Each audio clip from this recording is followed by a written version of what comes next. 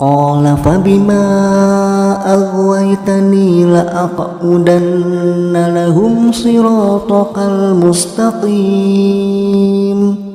thumma la'atiyannahum min baini aydihim wa min khalfihim wa an aymanihim wa an syama'ilihim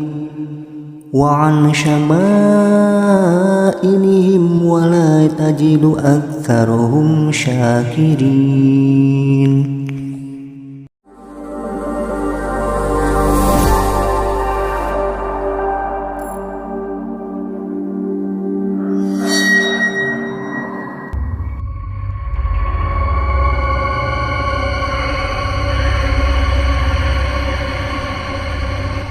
Assalamualaikum. Pada malam Jumat kali ini, saya Ares akan menemani kalian dengan mengungkap misteri seputar jin. Di mana pada episode yang kedua, saya sudah mengungkap kebenaran dari misteri tentang bagaimana jin mengubah wujudnya menjadi sosok padat yang akhirnya bisa dilihat oleh manusia, serta kebenaran dari sosok penampakan hantu yang ternyata merupakan tipu daya dari tukang sihir, baik dari kalangan manusia atau tukang sihir jin, yang memanipulasi penglihatan manusia dengan menghipnotisnya seakan-akan manusia tersebut melihat sosok penampakan hantu. Dan di episode yang ketiga ini, saya akan mengungkap misteri apakah jin menyakiti manusia. Dalam mengungkap kebenaran dari misteri ini, saya akan menyajikan dalil Al-Quran sebagai landasan utamanya, yang nantinya akan diperkuat dengan pernyataan ulama, serta kesaksian dari seorang indigo yang dengan sukarela mau menceritakan kisah pengalamannya ketika mendapat gangguan dari bangsa jin. Sesungguhnya fakta yang menyatakan bahwa bangsa jin mampu menyakiti manusia tidak bisa dipungkiri, berdasarkan dengan tetapnya dalil Al-Quran maupun As-Sunnah dan realita yang pernah terjadi. Quran Surat Al-A'raf ayat 16 dan 17 menjelaskan tentang bagaimana rencana iblis untuk mengganggu manusia. Allah Subhanahu wa Ta'ala berfirman, Iblis menjawab, "Karena engkau telah membiarkan aku tersesat, pasti aku akan selalu menghalangi mereka dari jalanmu yang lurus. Kemudian pasti aku akan mendatangi mereka dari depan, dari belakang, dari kanan, dan dari kiri mereka. Dan engkau tidak akan mendapati kebanyakan mereka bersyukur." Berdasarkan pernyataan iblis ini, setidaknya kita bisa menemukan 3 petunjuk. Yang pertama, iblis tidak akan membiarkan manusia berada di jalan yang lurus, yaitu jalan yang sesuai dengan ketentuan Quran dan Sunnah. Dan petunjuk yang kedua, bagi siapapun yang sedang berada atau berupaya untuk istiqomah berada di atas tuntunan Quran dan Sunnah, maka iblis akan mendatanginya dari arah depan, belakang, kanan, dan kiri. Dan petunjuk yang ketiga, tujuan iblis menggempur manusia dari 4 arah ini tidak lain adalah agar manusia tidak bersyukur. Dalam arti iblis akan berusaha menjadikan manusia selalu mengeluh. Dan hal ini bisa dilakukan dengan cara menempatkan manusia tadi dalam berbagai kesulitan dan penderitaan, sehingga manusia melupakan kenikmatan yang telah dianugerahkan Allah padanya, saking beratnya penderitaan yang sedang dihadapinya. Hal ini diperkuat dengan pernyataan Syekh Abu Bakar Al-Jazairi yang dituliskan oleh Syekh Wahid Abdul Salam Bali dalam kitabnya Wiqayatul Insani Minal Jinni Wasyaiton, yang mengatakan, kalaulah bukan karena tirai-tirai penghalang dari para malaikat yang diperintahkan Allah untuk menjaga manusia, niscaya tidak ada seorang pun yang selamat dari gangguan jin dan setan. Syekh Abu Bakar Al-Jazairi melanjutkan dengan mengedepankan hadis sahih tentang kisah seorang pemuda dari kalangan Ansor yang pernah menusuk ular dengan tombaknya, yang ternyata ular ini adalah jelmaan dari bangsa jin. Dan sebelum jin ini mati, dia sempat melakukan balas dendam kepada pemuda tersebut sampai-sampai jin ini membunuhnya. Lalu Abu Sa'id Al-Khudri berkata, tidak ada yang tahu pasti mana yang terlebih dahulu menemui ajal, apakah pemuda Ansor ataukah ular jelmaan jin tadi. Dan kisah lengkap dari hadis ini bisa kalian simak di episode sebelumnya, yaitu episode kedua tentang bagaimana cara jin mengubah wujud. Dan sampai di sini kita sudah dapat meyakini bahwa sebagian jin bisa saja menyakiti atau menzolimi manusia. Dan keyakinan ini kita peroleh berdasarkan dalil Al-Quran serta hadis yang mengkisahkan tentang pengalaman sahabat Rasul dari kalangan Ansor tadi. Dan untuk lebih menguatkan, maka saya akan menyajikan sebuah kisah peristiwa gangguan jin yang pernah dialami oleh rekan kerja saya yang dikenal dengan sebutan Babe Oded. Kalian bisa tahu sosok beliau dari channel YouTube-nya, yaitu channel Babe Oded, yang linknya sudah saya cantumkan di deskripsi. Beliau adalah seorang seniman, berikut seorang guru desain grafis di sebuah sekolah menengah kejuruan. Dan sebelum saya ceritakan seperti apa gangguan jin yang dialami Babe Oded ini, saya ingatkan kepada kalian yang belum subscribe, silahkan klik dulu tombol subscribe-nya dan jangan lupa aktifkan lonceng notifikasinya agar kalian tidak ketinggalan bahasan selanjutnya. Dan saya akan mulai menceritakan seperti apa gangguan jin yang dialami oleh Babe Oded. Jadi Babe Oded ini merasa dirinya memiliki ciri-ciri yang oleh sebagian orang disebut sebagai keistimewaan atau indigo. Awalnya Babe tidak menyadari bahwa dirinya sebagai seorang indigo. Namun beberapa orang yang pernah ditemuinya mengatakan bahwa Babe adalah orang dengan bakat yang merujuk pada kemampuan paranormal atau ahli supranatural. Dan pernyataan-pernyataan seperti ini tentu saja membuat Babe semakin yakin bahwa dirinya memang berbeda dari orang normal pada umumnya. Hal tersebut didukung dengan bukti bahwa Babe sering merasa kalau ada yang aneh pada dirinya. Dia sering merasa kesepian, tapi di saat yang bersamaan dia merasa berada di dalam keramaian yang sesak, padat, dan bising. Mungkin kalian pernah mengalami berada dalam sebuah tempat di mana terasa sesak, padat, karena memang tempatnya ramai dipenuhi oleh banyak orang. Misalkan kalian berada di sebuah bis umum atau kereta ekonomi di mana kalian terhimpit karena jumlah penumpang yang ramai berdesak-desakan, disertai juga dengan suara bising apakah dari obrolan mereka atau suara mesin kendaraan. Gimana? Apakah kalian nyaman dengan kondisi tadi? Kondisi ketidaknyamanan tersebut merupakan hal yang wajar karena disebabkan banyaknya orang di sekitar kalian.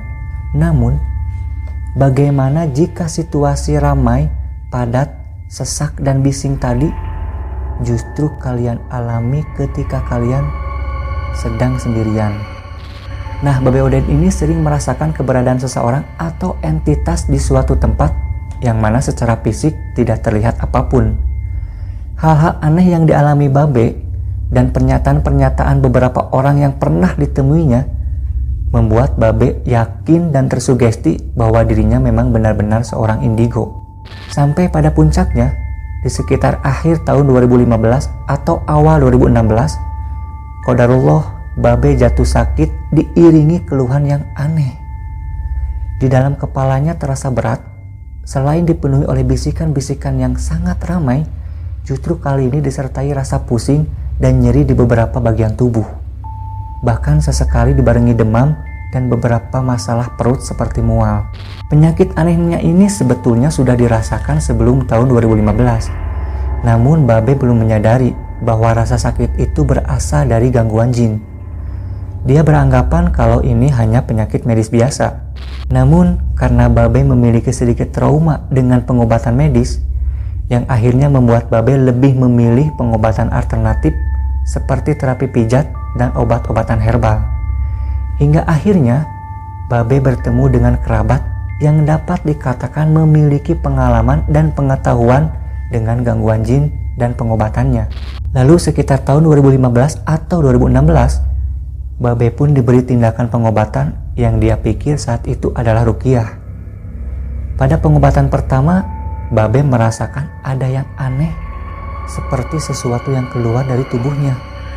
Padahal saat itu tindakan yang diterima hanyalah berupa pijitan dan beberapa tusukan jari di perut. Tapi rasa sakit yang dirasakan sangatlah luar biasa.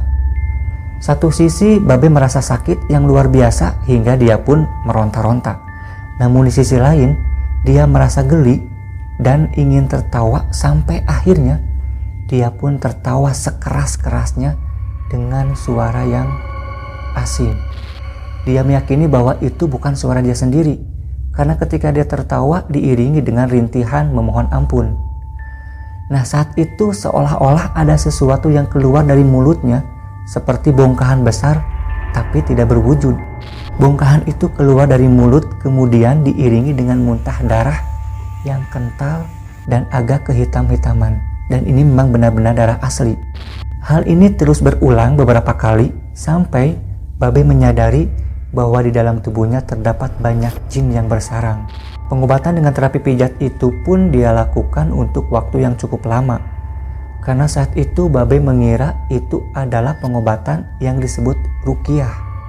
Tapi praktiknya ternyata sangatlah berbeda dengan praktik ruqyah yang biasa dilakukan dengan bacaan ayat-ayat Al-Quran.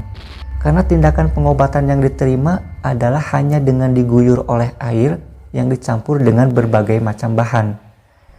Babe tidak begitu ingat rincian campurannya, tapi beberapa yang dia ingat adalah bahan-bahan seperti katanya air zam-zam dan minyak habat. Ada juga bahan-bahan yang memang cukup sulit disiapkan seperti biji pala, daun bidara, dan kelapa.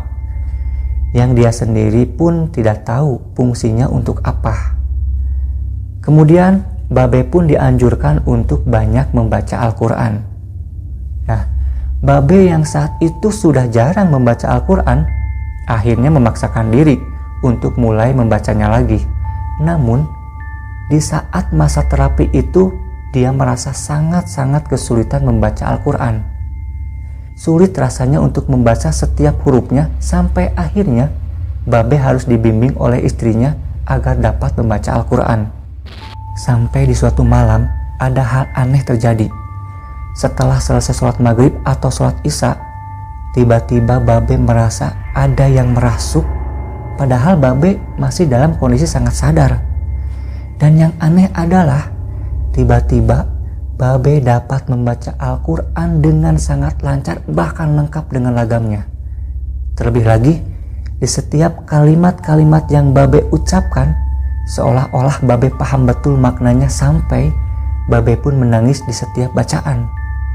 Namun, suara yang keluar dari mulut terdengar asing karena suaranya begitu berat dan berwibawa seperti suara kakek-kakek.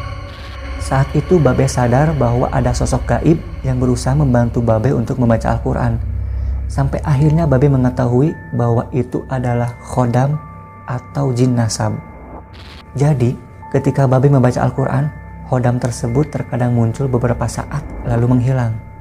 Nah, saat dalam keadaan tidak kerasukan, Babe merasa terbata-bata kembali dan kesulitan untuk membaca Al-Quran.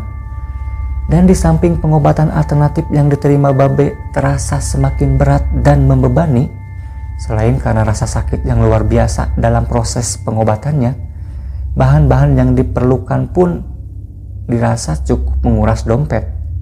Akhirnya, Babe memutuskan untuk menghentikan pengobatan alternatif tersebut, walau saat itu keluhan-keluhan masih tetap dirasakan bahkan hampir setiap bulan. Melalui pengalaman pengobatan alternatif tersebut, Babe jadi lebih penasaran tentang dirinya dan ingin meneliti lebih lanjut tentang kondisi dirinya.